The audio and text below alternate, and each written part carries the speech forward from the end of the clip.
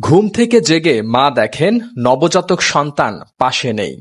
সেই সন্তানের মরদেহ মিলল ঝোপের মধ্যে। দর্শক আসসালামু আলাইকুম। অত্যন্ত দুঃখজনক একটা খবর আপনাদের সঙ্গে এখন শেয়ার করছি। দর্শক, 7 দিন বয়সী নবজাতক সন্তানকে পাশে নিয়ে নিজ ঘরে ঘুমিয়েছিলেন মা তৃষা বেগম। ভোর 4টায় তার ঘুম ভাঙে। ওই সময় দেখতে পান বিছানায় তার সন্তান নেই।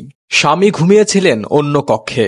স্বামীর কাছেও সন্তানকে না পেয়ে যান গৃহকর্মীদের শোবার ঘরে। সেখানেও নেই সন্তান। আহাজারি শুরু করলে ঘরের অন্যরা ঘুম থেকে জাগেন।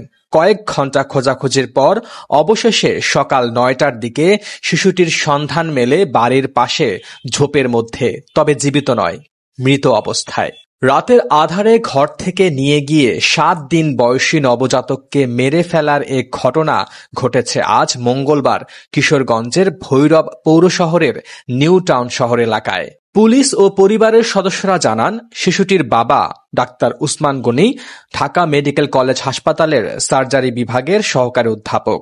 তার বাড়ি ভৈরব পৌর শহরের ভৈরবপুর উত্তরপাড়ায়।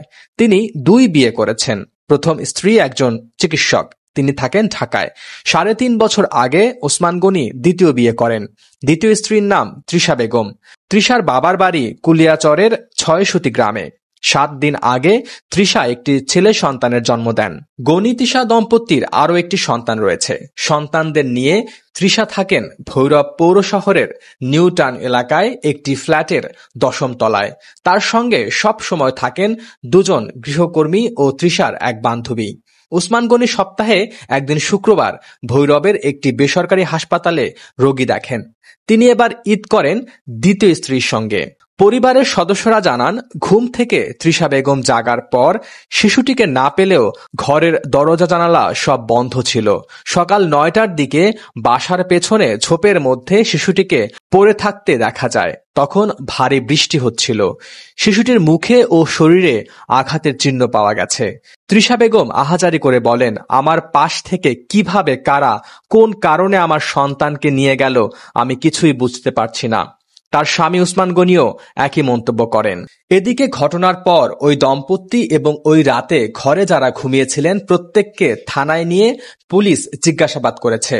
ভৈরব থানার ভারপ্রাপ্ত কর্মকর্তা শফিকুল ইসলাম বলেন, খুবই স্পর্শকাতর ঘটনা। জিজ্ঞাসাবাদ চলছে। শিশুটির শরীরে আঘাতের চিহ্ন রয়েছে।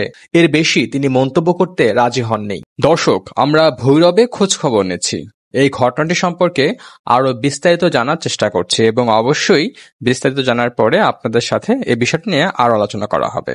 এ পর্যন্ত ভালো থাকুন, সুস্থ থাকুন আর আপনাদের মতামত কমেন্ট করে জানান। ধন্যবাদ সবাইকে। আল্লাহ হাফেজ।